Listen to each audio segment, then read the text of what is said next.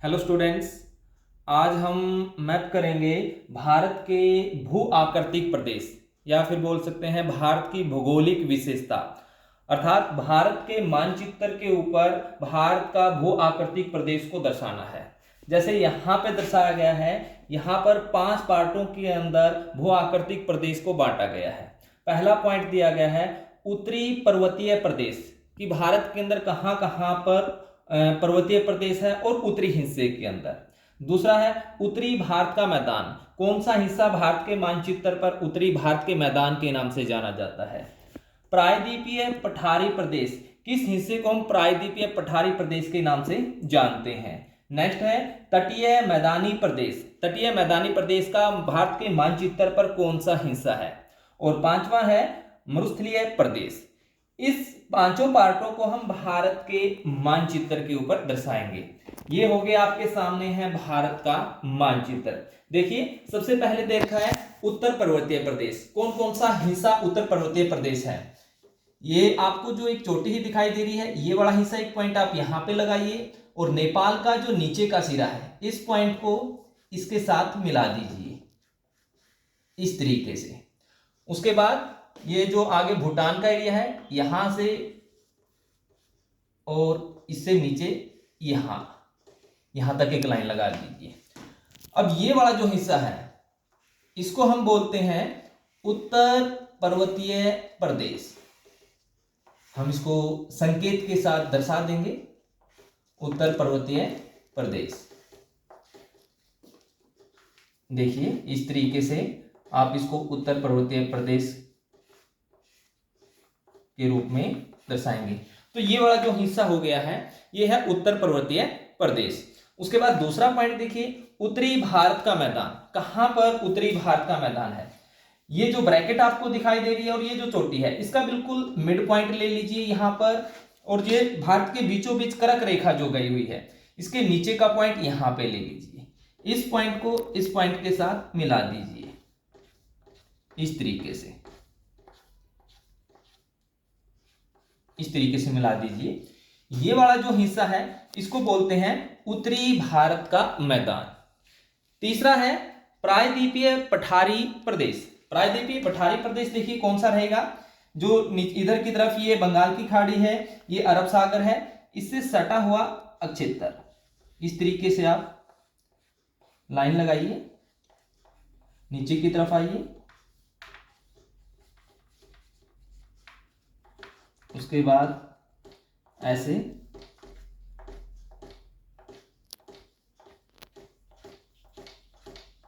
देखिए ऐसे। ये वाला जो हिस्सा है इसको बोलते हैं प्रायद्वीपीय पठारी प्रदेश। और नेक्स्ट था हमारा तटीय मैदानी प्रदेश। अब जो ये इसकी साइड साइड कह सकते हैं जो बंगाल की खाड़ी है और अरब सागर का ये वाला जो हिस्सा बच गया है इसको हम जानते हैं तटीय मैदानी प्रदेश के नाम से। और उसके बाद अंतिम है यहाँ पर हमारा मरुस्थलीय प्रदेश। मरुस्थलीय प्रदेश देखिए ये वाला जो पॉइंट है और ये वाला पॉइंट है, अगर हम इस पॉइंट को इससे इस तरीके से मिला देते हैं, ये वाला जो हिस्सा बच गया है इसे बोलते हैं हम मरुस्थलीय प्रदेश। तो इसके हम अलग अलग कह सकते हैं संकेत है वो बना देते हैं। यहां पर ये था उत्तरी भारत का मैदान, जिसके अंदर कह सकते हैं हम गंगा नदी को दर्शा सकते हैं, यमुना है, गंगा की जो सहायक नदियां हैं उनको हम दर्शा सकते हैं। ये सारा का सारा कह सकते हैं इस हिस्से को हम बोलते हैं उत्तरी भारत का मैदान, जो सबसे उपजाऊ हिस्से के अंदर कह सकते हैं आता है। ठीक है। उसके बाद ये वाला जो पॉइंट था हमारा इसको मरुस्थलीय प्रदेश के नाम से हम जानते हैं। इसमें हम इस तरीके से इसका एक अलग संकेत बना देते हैं। ये हो गया हमारा मरुस्थलीय प्रदेश।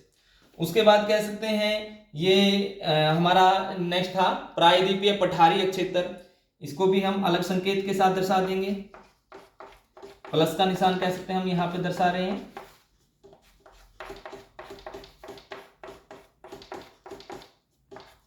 इस तरीके से ये संकेत के अंदर हो जाएगा कि कौन सा हिस्सा पर्वतीय पठारी प्रदेश के नाम से जाना जाता है, कौन सा हिस्सा प्रायद्वीपीय पठार के नाम से जाना जाता है, कौन सा हिस्सा मरुस्थलीय प्रदेश के नाम से जाना जाता है। और ये हमारा तटीय मैदान, इसमें अलग हम संकेत दे देते हैं जैसे जेड,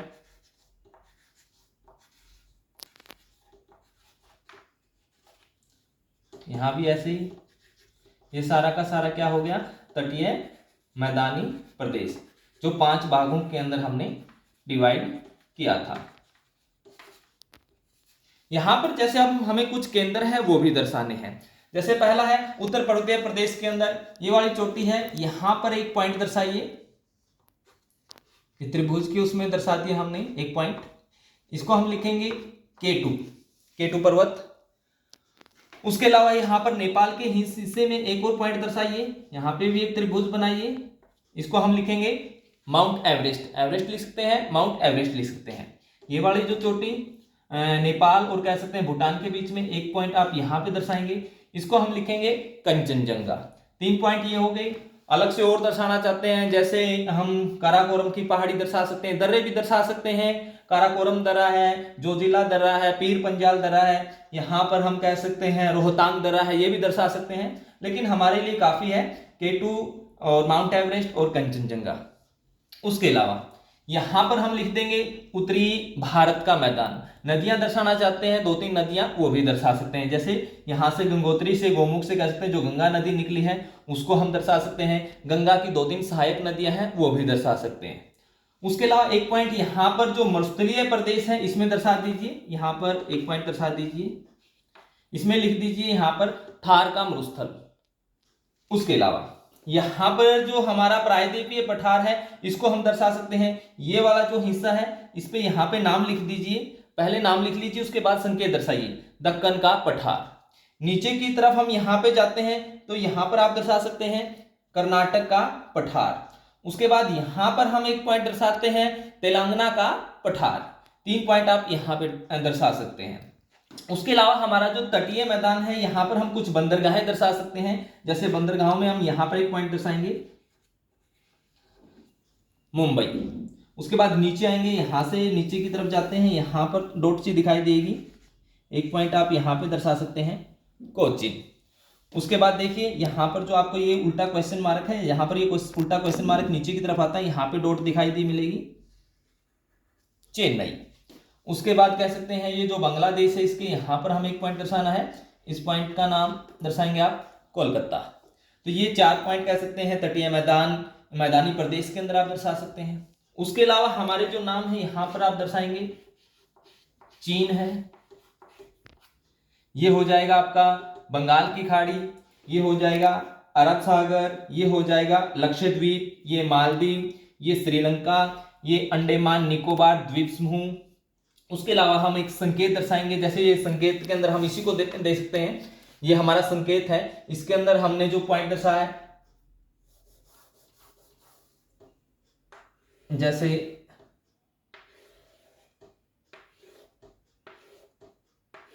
इस तरीके से हम संकेत दर्शाते हैं। संकेत के अंदर उत्तरी पर्वतीय प्रदेश के अंदर हमने ये लाइन दर्शाई है, तो संकेत के अंदर हम यहां पर ये हो जाएगी उत्तर पर्वतीय प्रदेश। उसके बाद उत्तरी भारत के मैदान में हमने स्टार दर्शाए हैं, स्टार दर्शा सकते हैं। प्रायद्वीपीय पठार में हमने प्लस का निशान दर्शाया है। तटीय मैदान के अंदर हमने जेड की आकृति दर्शाई है। मरुस्थलीय प्रदेश के अंदर हमने इस तरीके से लाइन दर्शाई है। ये हो जाएंगे हमारा संकेत, इस संकेत को भी आप दर्शाएंगे। तो इस तरीके से आप भारत के मानचित्र पर भारत के भू आकृतिक प्रदेश या भौगोलिक विशेषता को दर्शाएंगे। मैंने पॉइंट कुछ कम दर्शाए हैं लेकिन उनसे हमारा काम चल जाएगा। कुछ पर्वत दर्शाए हैं, दर्रे आप दर्शाना चाहते हैं दर्रे भी दर्शा सकते हैं। उसके अलावा वैसे तो पर्वत की श्रेणियां हैं, श्रृंखलाएं हैं, वो भी दर्शा सकते हैं, लेकिन ज्यादा हो जाएगा। हिस्ट्री के हिसाब से हमारा जो मैप है इतना सफिशिएंट रहेगा।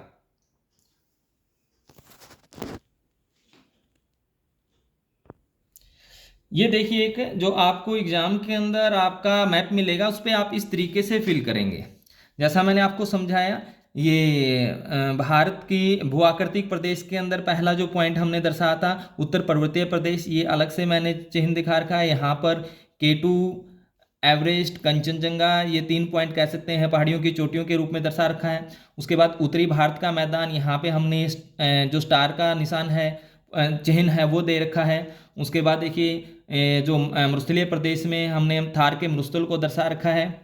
नीचे जाते हैं तो हम जो आपके प्रायद्वीपीय पठारी क्षेत्र है, दक्कन का पठार यहाँ पे लिख दिया, कर्नाटक का पठार यहाँ पे लिख दिया, तेलंगाना का पठार यहाँ पे लिख दिया। नीचे हम देखते हैं तो जो हमारा तटीय मैदानी प्रदेश है, जिसमें हमने यहाँ पे मुंबई दर्शाया है, यहाँ पे कोचीन दर्शाया है, यहाँ पे चेन्नई दर्शाया है और यहाँ पे कोलकाता दर्शाया है।